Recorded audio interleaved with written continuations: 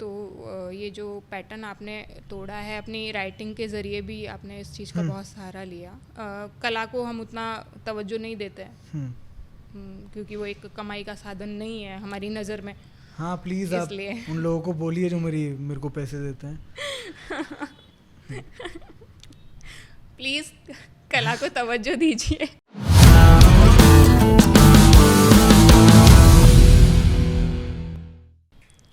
Welcome back again to another episode of you are good enough. आज मेरे साथ हैं चिराग गुप्ता और जैसा कि आप सबको पता है कि हम मेंटल हेल्थ अवेयरनेस के लिए काम कर रहे हैं, मैं और मेरी टीम।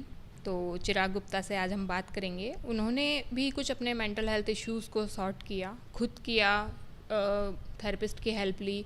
उनकी क्या जर्नी रही इसके बारे में हम उनसे जानेंगे। मुंबई में लास्ट टाइम जॉब करने के बाद में अब वो वापस जयपुर में आ गए हैं।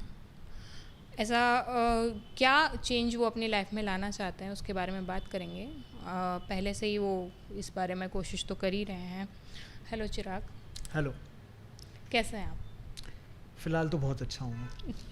आपने क्या लिखा है रिसेंटली, बताइए मुझे। रिसेंटली मैंने एडवर्टाइजिंग बहुत ज़्यादा लिखी है जी। मैंने गूगल, टीवीएस, हॉटस्टार ऐसी कंपनियों के लिए एड्स बनाए हैं। और जयपुर वापस इसलिए आया हूँ मैं क्योंकि अब मैं कुछ और लिखना चाहता हूँ जी।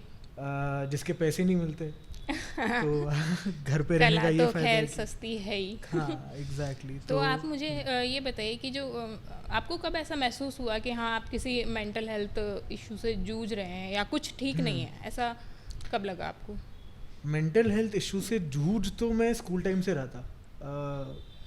घर पे काफ़ी कुछ ऐसे ठीक नहीं रहता था, तो तब से इशू था। जब मैंने ठीक करना चाहा तब मैं पैंडेमिक में था जी। मैं वर्क फ्रॉम होम कर रहा था और उस वक्त मेरी मेंटल हेल्थ काफ़ी ज़्यादा ख़राब हो गई थी क्योंकि काम का स्ट्रेस भी था, साथ साथ में बहुत टाइम बाद वापस घर पे रह रहा था। तो आई थिंक काफ़ी लोगों की हुई थी, वैसे मेरी भी हो गई थी।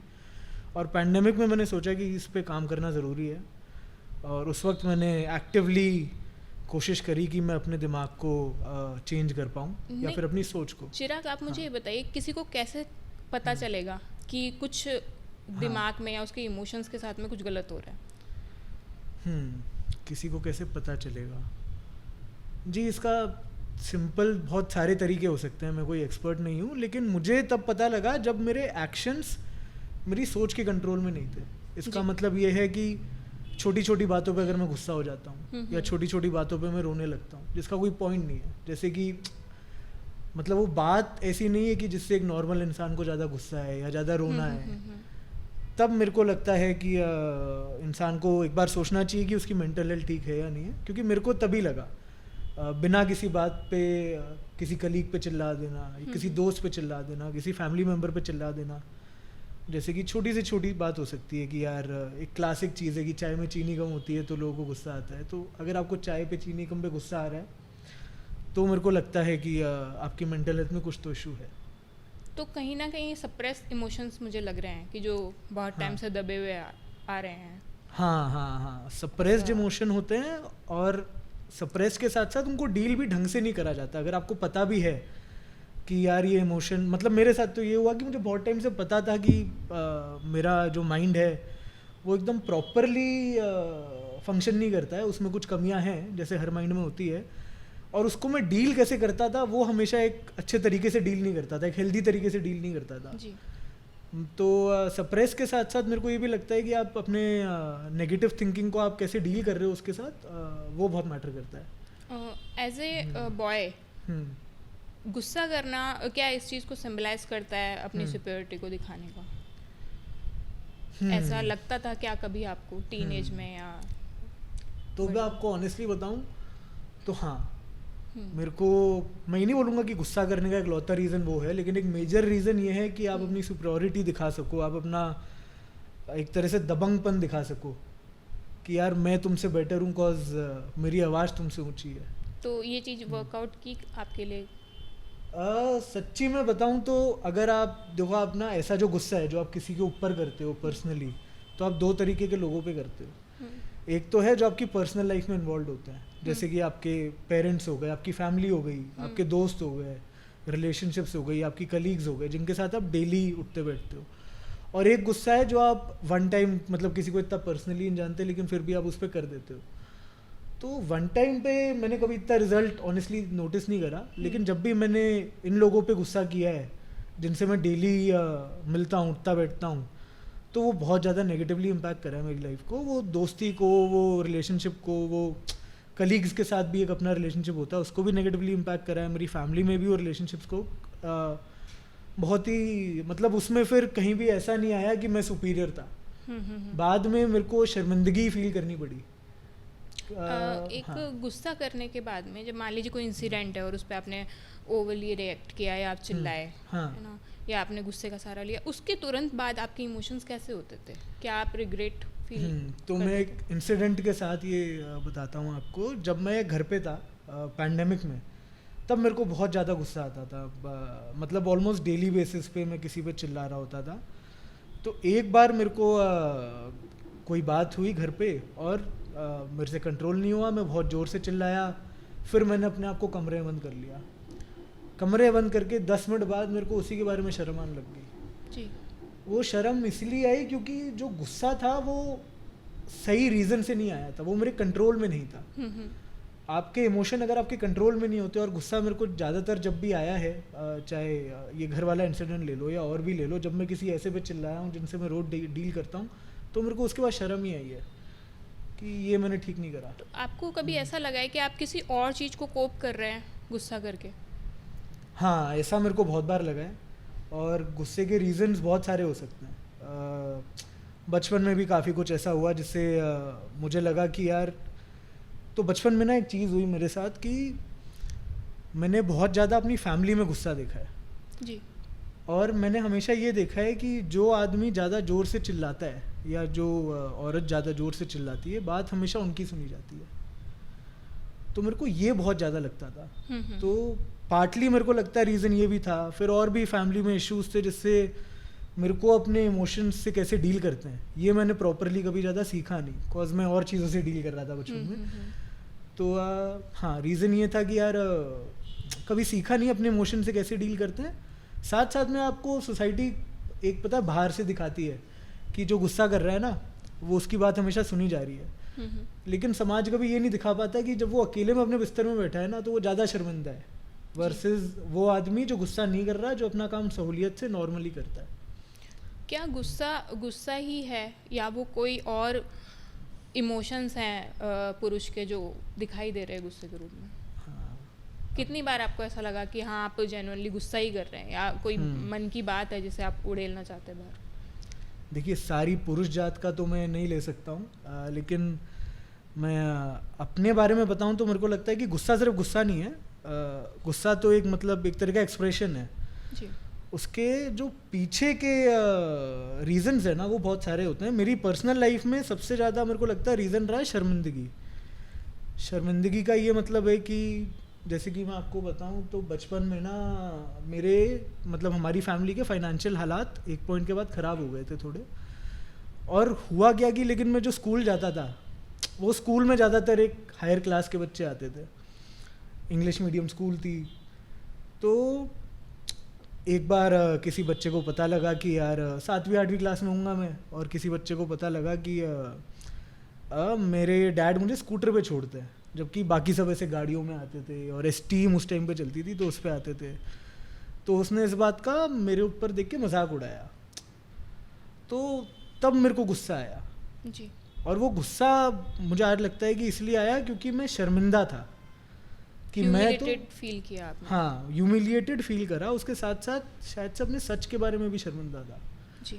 अपने सच से कभी शर्मिंदा नहीं होना चाहिए। जब भी कोई आपको ऐसे बोलता है कि यार आप जैसे आप, मैं 29 का हो गया हूँ, तो मेरी फैमिली बहुत ज़्यादा बोलती है कि यार तू सिंगल है, तू शादी कर ले, या फिर कोई कंपेयर करती है मेरी सैलरी किसी और के साथ। तो मेरे पास 2 ऑप्शन है कि मैं उनके जो कमेंट्स हैं, अब वो भी मुझे ऐसे नहीं कर रहे कि वो मुझे मजाक उड़ा रहे हैं मेरा, लेकिन अगर मैं उसके बारे में शर्मिंदा फील करता हूँ तो मुझे गुस्सा आता है।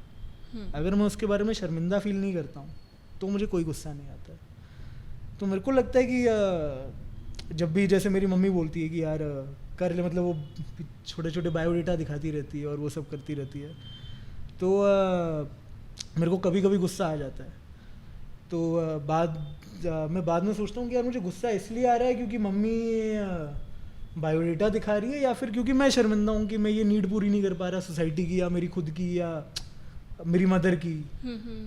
और मेरे को ज़्यादातर लगता है कि वो सेकंड रीज़न है जी। तो मेरे को लगता है शर्मिंदगी मेरा एक बहुत बड़ा रीज़न रहा है। लेकिन तब आप बच्चे ही थे जब आपने स्कूटर वाला इंसिडेंट, हाँ। एक बच्चा तो क्या ही जानता है कि हाँ। उसके साथ क्या हो रहा है या कौन से इमोशंस उसको पुल कर रहे हैं। हाँ एग्जैक्टली और आप काफ़ी बार देखोगे तो एडल्ट्स भी ऐसे ही बिहेव करते हैं। जब मैं अगर 25 साल का भी हो गया था और कोई ऐसे कुछ बोल देता था, या तो मेरी फाइनेंशियल हेल्थ के बारे में या कोई और चीज़ के बारे में जिसके बारे में शर्मिंदा फील करता था, तो मैं बहुत गुस्सा करता था उस पर। और उसमें मैंने किसी को नहीं छोड़ा है। मैंने मतलब इसमें कोई प्राउड होने की बात नहीं है, लेकिन मैंने बहुत लोगों पे ऐसे भी गुस्सा किया है जिस पे आप बिल्कुल भी नहीं करना चाहिए। नहीं, प्राउड हाँ। का तो मैं ये सोचती हूँ कि अगर कोई इंसान अपनी मेंटल हेल्थ को एड्रेस कर रहा है और उस पर काम करना चाहता है, हाँ। तो इससे ज़्यादा तो हेल्पफुल चीज़ नहीं हो सकती। क्योंकि एक इंसान जो खुद हील होना चाहता है, वो हील होने के बाद में अपने से जुड़े 4 लोगों को भी सिखाएगा कि हीलिंग क्या है। और एक पैटर्न को तोड़ना बहुत बड़ी बात होती है। हाँ। एक फैमिली में जो पैटर्न चला आ रहा है, टॉक्सिक पैटर्न होते हैं हम सभी की फैमिली में, उनको तोड़ने की उम्मीद रखना है, कोशिश करना ही बहुत बड़ी बात होती है। आप जयपुर से गए बाहर सिर्फ जॉब के सिलसिले में? हाँ, तो मैं जयपुर से बाहर गया। उससे पहले मैंने जयपुर में बहुत ट्राई करा कि यहीं पे कुछ कर लूँ, लेकिन यहाँ पे क्या राइटिंग में ज़्यादा स्कोप नहीं है। तो मैं जयपुर के बाहर गुड़गांव गया, पुणे गया। तो पुणे में पहली बार, गुड़गांव तो मैं क्या कुछ महीनों के लिए ही था। जब मैं पुणे गया तो वहाँ पे भी मेरा गुस्सा मेरे साथ गया। क्योंकि अपन बात गुस्से की कर रहे हैं तो उसके बारे में ही बताऊँगा। वहाँ पे गुस्से के रीज़न बदल जाते हैं। तो वहाँ पे गुस्से का रीज़न देखो, एक तो शर्मिंदगी होती है, साथ साथ में एक तरह का जब आप ऑफिस में एक सीनियरिटी लेवल पे आ जाते हो, थोड़ा सा आपके जूनियर होते हैं 5-6, और आप एक डेली ऐसे लोगों के साथ काम करते हो जिनके साथ आप प्रॉब्ली एग्री नहीं करते, तो जब वो आपकी सुनते नहीं है तो आपको गुस्सा आता है जी। और तब जब मेरे को गुस्सा आता तो मैं उनको सुना देता था और कुछ भी बुरा भला कह देना। बाद में शर्मिंदा भी फील करता था मैं, लेकिन तब मुझे गुस्सा इस बात का आता था कि मेरे को लगता था कि मेरी बात कोई नहीं सुन रहा, और मेरी बात ये लोग तभी सुनेंगे जब मैं ऊंची आवाज़ में बात करूँगा। एज ए प्रोफेशनल तो आप लिखते ही हैं, लेकिन हाँ। उसके अलावा कुछ ऑफ राइटिंग भी आप लिखते हैं? हाँ, मतलब एडवर्टाइजिंग के अलावा मैं पोइट्री वगैरह काफ़ी लिखता हूँ। तो आप मुझे ये बताइए कि क्या थेरेपेटिक होता है ये राइटिंग वगैरह करना, पेंटिंग? हाँ हाँ, तो मैं ऑनेस्टली आपको एक चीज़ बताता हूँ। मेरी एक सीरीज़ है of poems called deep drunk thoughts. Deep drunk thoughts ऐसी जब आप चीज़ है। बहुत गहरे नशे में थे? बहुत गहरे नशे में था। जब मैं पुणे में ही स्टार्ट किया था मैंने ये, जब मैं बहुत गहरे नशे में था, जब मैं बहुत डिप्रेशन में रहता था, बहुत गंदे ख्यालात आते थे मेरे दिमाग में, तो मैं शायरियाँ लिखता था। और वो डीप ड्रंक थॉट्स का सीरीज़ का पॉइंट ये था कि ये मैं शायरी लिख रहा हूँ खुद को कुछ समझाने के लिए। जी। जैसे कि एक एग्जांपल देता हूँ मैं आपको कि जब मैं शर्मिंदा बहुत फील करता था पुणे में, क्योंकि शराबी बन चुका था, वेट भी बहुत ज़्यादा हो गया था, मेरे को नहीं लगता था कि कोई मेरे को ऐसे इज्जत से देखता है, मैं खुद को भी इज्जत से ही देखता था। तब मैं खुद के लिए लिखता था। तो उसमें से एक चीज़ आपको सुनाता हूँ मैं। कभी शर्म को मत अपनाना, बेइज्जती के डर से अपने आप को मत छुपाना, दुनिया मजाक उड़ाए तो उड़ाए, उनकी हंसी को अपना सच मत बनाना। तो ऐसा ये सब मैं तभी लिखता था जब मैं खुद को कुछ समझाना चाहता था। जब मैं बहुत ज़्यादा शर्मिंदा होता था तो मैं ये लिखता था। जब मैं बहुत ज़्यादा ड्रिंक करता था तो मैं ऐसी शायरियाँ लिखता था कि नहीं, मुझे इतना ड्रिंक नहीं करना चाहिए। जब मैं किसी से डिसएग्री करता था तो मैं उसके पर्सपेक्टिव से लिखने की कोशिश करता था। इस चीज़ ने मुझे थोड़ा स्थिर भी रखने की कोशिश करी, क्योंकि मुझे ये तो पता था कहीं ना कहीं कि मैं गलत तो कर रहा हूँ, लेकिन रोज़ रात को ऑफिस के बाद मैं भूल जाता था वो बात, और वो बात मुझे हमेशा लेट याद आती थी। तो आप जब जयपुर आए, आपने बताया पेंडेमिक के टाइम पे, तो आपने थेरेपी को चूज़ किया। हाँ। तो कैसा एक्सपीरियंस रहा आपका वहाँ? हाँ, तो थेरेपी में ऑनेस्टली मेरे 2 सेशंस रहे। दोनों में से दोनों काफ़ी अच्छे थे, लेकिन जो सेकंड वाला था वो बहुत ज़्यादा पॉजिटिव रहा। मैं आपको रीज़न बताता हूँ। तो काम का बहुत ज़्यादा स्ट्रेस था, और थेरेपी ना ऑनेस्टली मैंने इससे पहले इसलिए कभी नहीं करी थी। एक रीज़न ये भी था कि बहुत महंगी होती है। तो अफोर्ड करना भी एक अलग ही फैक्टर हो जाता है, राइट। वो 1500 रुपये अपने दिमाग में बहुत बड़े लगते हैं जो थेरेपिस्ट मांगते हैं, जितने भी रुपए मांगते हैं। तो मैंने कभी ली नहीं, लेकिन फाइनली मेरे ऑफिस ने ऑफ़र करना शुरू करी, तो मैंने सोचा यार लेके देखते हैं।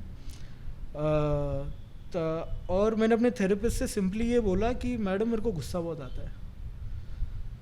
तो पहली वाली ने तो कुछ बोला कि देखो तुम अपने गुस्से को क्वेश्चन करो, ये करो वो करो, वो सब भी मैंने करने का ट्राई किया। लेकिन सेकंड वाली ने 2-4 ऐसी टिप्स दी जो मेरे को काफ़ी ज़्यादा हेल्प करी। और उनने बहुत सिंपल टिप्स दी, ऐसा कुछ नहीं है कि उनने कोई दवाई लेने को बोला मेरे को, या ऐसे बोला कि तुमको पॉजिटिवली सोचना चाहिए। उनने सिंपल सी टिप दी कि देखो तुमको गुस्सा आता क्यों। उन्होंने ये पूछा, मैंने वजह बताई कि मेरे को गुस्सा इसलिए आ रहा है बिकॉज काम का बहुत ज़्यादा स्ट्रेस है, और घर पे भी मेरे को रहने की इतनी आदत नहीं है, घर पे भी एक तरह का एक हॉस्टाइल एनवायरनमेंट है, तो मैं दोनों को साथ में डील नहीं कर पा रहा। तो उनने ऐसे 1-2 एग्जांपल पूछे, मैंने 1-2 एग्जांपल बताए उनको कि ये टाइम पे मुझे गुस्सा आया था। तो उनने बोला कि यार 2 चीज़ें करो, जब भी अगली बार आपको कोई सिचुएशन में हो, जैसे कि कोई मीटिंग रूम में हो या फिर अपने घर पे डिनर कर रहे हो और कुछ ऐसी बात उठे जिससे आपको गुस्सा आए, तो आप सबसे पहले ये ट्राई करना कि आप एक लंबी सांस लेना। अगर आपको ये याद नहीं आता तो इससे भी सिंपल बताती हूँ कि आप उस सिचुएशन से खुद को हटा देना। मतलब कि आप किसी गुस्से में जाने की ज़रूरत नहीं है, लेकिन आप शांत होकर किसी और कमरे में चल जाना। जी। काफ़ी बार लोग डर के जाते हैं वो दरवाज़ा स्लैम करते हुए, आपको वो नहीं करना है, बस एक उसी बात का आपको कॉशियस रहना है। आप ट्राई करना कि आप छत पे चले गए, वॉक कर लिया, आप 2 मिनट घर के बाहर टहल लिए। तो ये दोनों टिप्स में से सेकंड टिप मैंने पहली वाली टिप जो थी उनकी, जो कि इस चीज़ को लेके थी कि यार लंबी सांसें लेना, वो काफ़ी बाद में अप्लाई कर पाया मैं। लेकिन जो दूसरी वाली टिप थी कि यार सिचुएशन से अपने आप को माइनस कर देना, वो मैंने ट्राई करा और उसने काफ़ी ज़्यादा फ्रूटफुल रिजल्ट दिए। तो उस वक्त से क्या मेरे को एक चीज़ तो रियलाइज़ हो गई कि थेरेपी एक अच्छी चीज़ तो है जिस पे अगर मैं काम करूँगा तो मेरा दिमागी संतुलन काफ़ी शांत रहेगा। जी। तब से क्या ऐसा नहीं था कि मेरे को पहले थेरेपी की नॉलेज नहीं थी, लेकिन इस पॉइंट के बाद से मेरे को थेरेपी के लिए रिस्पेक्ट बढ़ गई। इसमें मुझे एक और चीज़ समझ आई कि थेरेपी इज़ नॉट जस्ट कि आप ज्ञान ले लो, थेरेपी बहुत सारे पॉजिटिव एक्शंस होते हैं जो आपको डेली बेसिस पे करने होते हैं। जी। तो फिर मैंने इस थेरेपिस्ट से 1-2 बार और बात करी, उनने बस ये बोला कि आपको जब भी गुस्सा आए उसके साथ एसोसिएटेड जो गिल्ट है ना, आपको वो कैसे डील करना आपको प्रैक्टिस करना पड़ेगा। हाँ। तो उनने मुझे एक चीज़ बोली कि अगली बार आपको गुस्सा आए आप सॉरी बोल देना, चाहे कुछ भी हो, चाहे आप सही थे गलत थे कुछ भी हो, लेकिन अगर आपकी आवाज़ उठी है तो आपको सॉरी बोलना है। और वो मैंने करा, वो मैंने करीबन 1 या 1.5 साल तक करा, जहाँ पे मुझे बहुत लोगों पे गुस्सा आया है। जहाँ पे सबसे ज़्यादा ये हुआ कि मेरे को अपने जूनियर्स पे बहुत गुस्सा आता था ऑफिस में, और मैं उन पे चिल्ला देता था। 1-2 बार तो मुझे भी रियलाइज़ नहीं होता था कि यार मैं चिल्ला दिया है, और मैं आगे बढ़ जाता था। लेकिन मुझे या तो खुद से रियलाइज़ होता था, या दुनिया का एक तरीका है कि ऐसी गलतियाँ करोगे तो दुनिया आपको रियलाइज़ करा देगी। जी। जैसे कि अगर मैं किसी पे चिल्लाया हूँ तो उसके दोस्तों का व्यवहार कैसा है, मेरे जूनियर्स के दोस्तों का व्यवहार कैसा है, उससे पता लग जाएगा। एक बार तो मुझे ये भी पता लगा था कि मैं जिस पे गुस्सा किया था वो जूनियर जाके बाथरूम में रो रही थी। तो उसको मैंने बहुत सीरियसली सॉरी बोला, और उसके अलावा भी जितने भी लोगों को मैंने गुस्सा किया है, हमेशा मैंने ट्राई करा है कि मैं अगले 1 या 2 दिन में एक चीज़ के लिए ज़रूर माफ़ी मांगूँ कि मेरे को अपनी आवाज़ नहीं उठानी चाहिए। जी। बाकी चाहे कुछ भी हो जाए। और इसका मैंने बहुत ही पॉजिटिव इम्पैक्ट देखा है मेरी लाइफ पे, मेरे रिश्तों पे, कि आज भी जो दोस्त हैं मेरे, और जो वो भी जूनियर्स थे जो पता नहीं मेरे गुस्से से मेरे बारे में क्या ही सोचते होंगे, आज भी मेरे दोस्त हैं, मेरे साथ बैठते हैं, हम लोग फ़ोन पे बात करते हैं कभी कभी। अब तो जयपुर आ गया हूँ तो इतनी बात नहीं होती, लेकिन घंटे भर बात भी हो जाती है, हम लोग मीम्स भी शेयर करते हैं। तो और साथ साथ में जो एक और चीज़ है वो मेरे को रियलाइज़ हुआ है कि अब मेरे को गुस्सा आता नहीं है उतना जितना पहले आता था। तो कहीं ना कहीं आप एक्सपेक्ट कर चुके हैं अपनी जो भी बचपन से जो इमोशंस आपके साथ चले आ रहे थे, वो एक्सेप्टेंस है आपका। हाँ, वो एक्सेप्टेंस है। उसके साथ साथ एक और चीज़ ये भी लगती है मेरे को कि अब मेरे को ना आगे के एक्शन से बड़ा जोर आता है जी, कि यार अब मैं गुस्सा करूँगा ना तो मेरे को ये सब भी करना पड़ेगा, बाद में मेरे को इसको सॉरी बोलना पड़ेगा, फिर मेरे को हर बार सोचना पड़ेगा कि मैं इससे कैसे बिहेव कर रहा हूँ। और कहीं ना कहीं हम अपने दिमाग को और हर्ट नहीं करना चाहते हैं एक हाँ, बार हील होने के बाद में। एक बार हील होने के बाद फिर आप सोचते हो कि यार अब हो गया अब। तो अब लाइफ में एक अच्छी चीज़ मेरे को लगती है, मतलब मेरे में ऑनेस्टली मेरे मेंटल थिंकिंग में या मेरे मेंटालिटी में काफ़ी चीज़ें हैं जो मैं ठीक करना चाहता हूँ। गुस्सा एक ऐसी चीज़ है जो मेरे को लगता है मैंने काफ़ी हद तक ठीक करी है। और फिजिकल सिम्टम्स क्या हो सकते हैं एंगर, मतलब आप लगातार अगर किसी ग्रज में रहें या गुस्से में रहें या सोचते रहें, जैसे मन जलना जैसे हम कहते हैं मन हाँ, अपना जलाते रहते हैं, हाँ, उसका स्किन वगैरह पे या अपनी बॉडी पे क्या फ़र्क पड़ता है, वो दिखता है?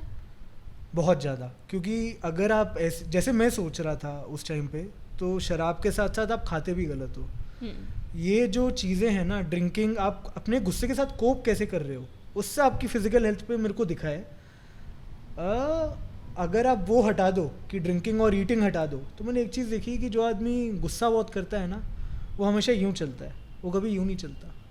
प्राइवेट में जैसे कि मैं आपको एक चीज़ बताता हूँ कि जब मेरे को गुस्सा आता था ना, तो मैं ऑफिस से तो यूँ चल जाता था, लेकिन जब मैं अकेले अपने घर कमरे बैठा हूँ तो मैं इतना ज़्यादा सोच में डूब जाता था कि मैं अपने बिस्तर से नहीं उठ पाता था कि मैंने इतना गुस्सा कर लिया। तो फिजिकली मैंने वो चीज़ देखी है कि अकेले में I was never able to feel proud about my self.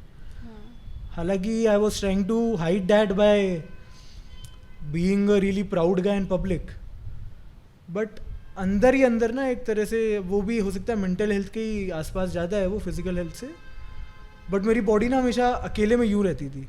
आप समझ रहे हो? उससे ज़्यादा मैंने ऑनेस्टली ये ज़रूर देखा है कि जो भी आदमी मेंटली अपने आप को डील नहीं कर पाता ढंग से, वो ज़्यादातर नशों की तरफ भागता है, और नशे आपको आपकी बॉडी को बहुत हार्म करेंगे जी।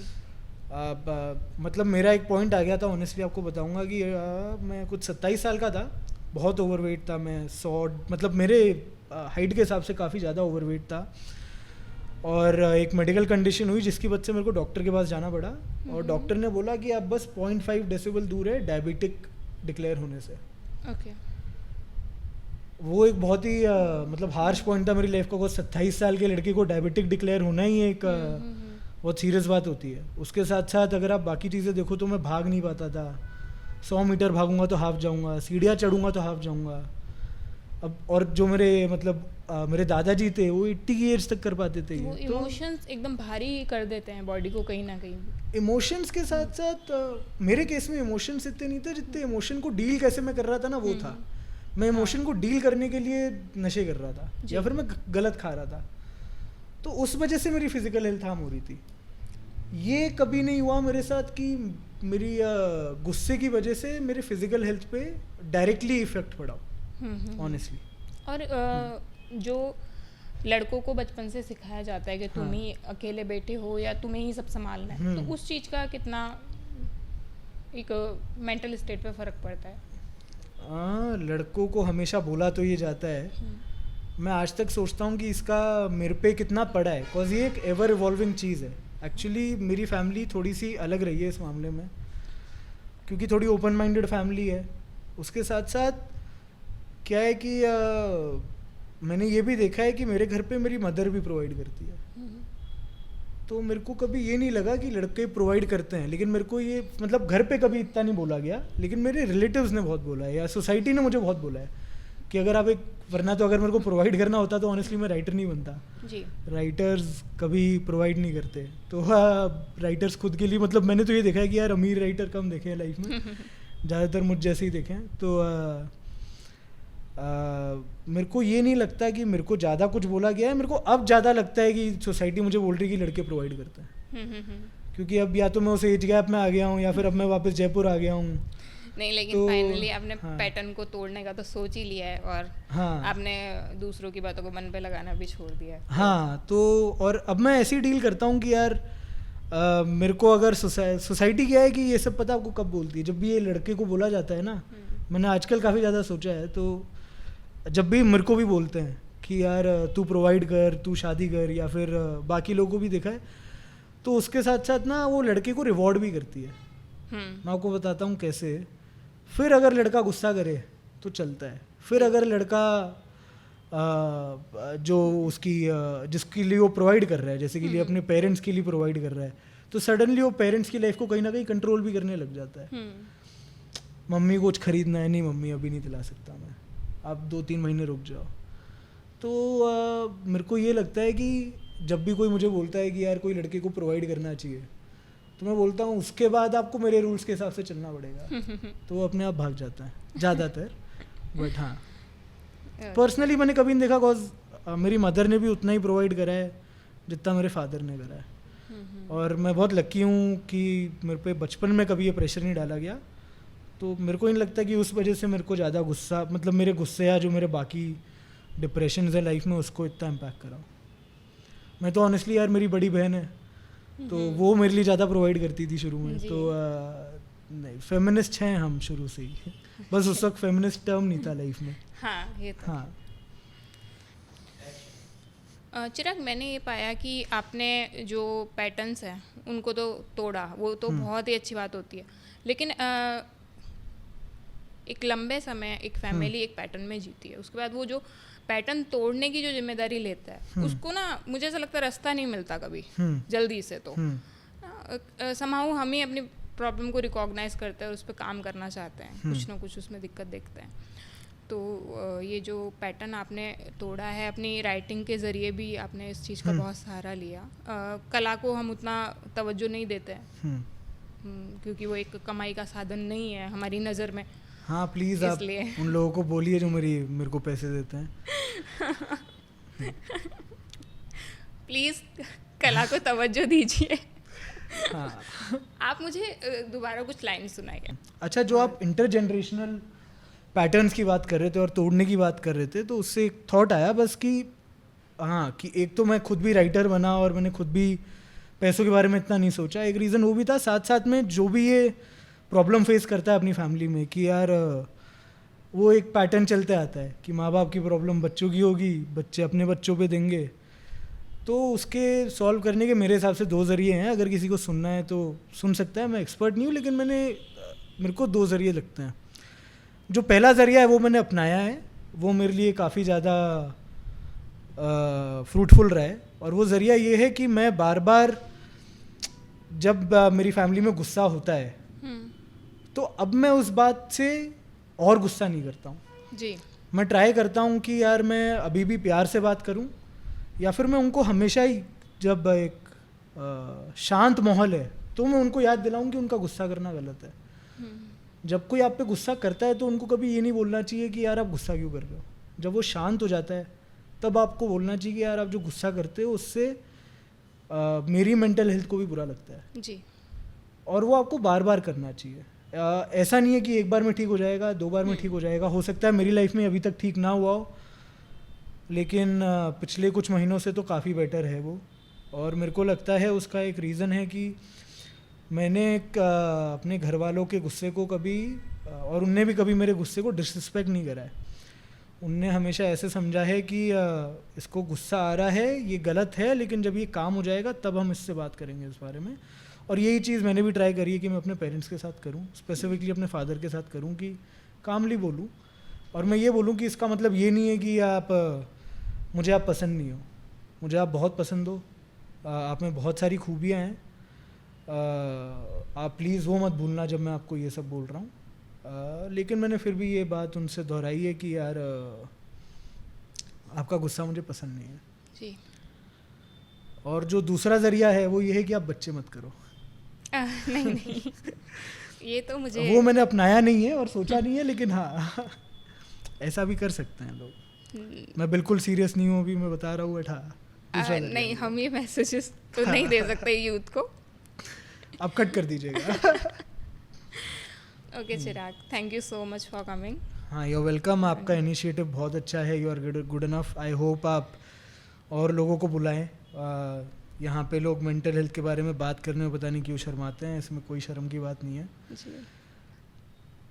एज़ यू नो, मैं एक मेंटल हेल्थ एक्टिविस्ट हूँ और मैं लोगों की हेल्प करती हूँ और अवेयर करती हूँ अपनी मेंटल हेल्थ को एड्रेस करें, उन इश्यूज़ को एड्रेस करें, साइकोलॉजिस्ट की, थेरेपिस्ट की हेल्प लें ताकि वो आपको गाइड कर सकें। और बहुत तरह की अलग शारीरिक बीमारियों और मानसिक बीमारियों से जो आपने इनविटेशन अपना दे रखा है उन्हें, अपने सिक इमोशनल हेल्थ की वजह से, वो सब आपकी लाइफ में ना हो, कुछ अनहेल्दी पैटर्न्स भी ख़त्म हो आप मुझसे मिल भी सकते हैं और आप मुझसे मेरे इंस्टाग्राम पे कनेक्ट कर सकते हैं। I am here for you. Thank you.